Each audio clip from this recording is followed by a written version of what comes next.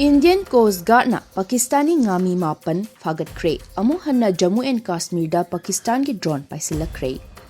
Gujarat Defence Pro Wing Commander Abhishek Kumar na ex thadorokpa pau amada January 10 ki ahingda Coast Guard singa patrol tawringaida International Maritime Boundary Line da niyam kaina India gi sarukta sangsillakiba Pakistan gi ngamee singni haijaba miyoi mapan adu phagatpa ngamkhibani. Makhoina Pakistan tamna chensin kinaba hotnabada ICG gi jahasna makhoibu koisinduna phakibani amadi Porbandar da puraktuna makhoibu wahang pahung chathari hairi. Marak asida ngarang ahing amuk hanna Jammu and Kashmir gi jaga kharada Pakistan lomdagi drone sing paisillakre hairi.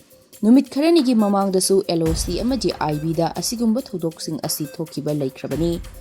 Thangnariba laibak Pakistan amadi India gi marakta hanadagi hauna nungainadaba kaya laktuna leiringai cherakta asigumba thodok asina maram oiraga border da akanba ahenba security gi section tharang lokhatkre.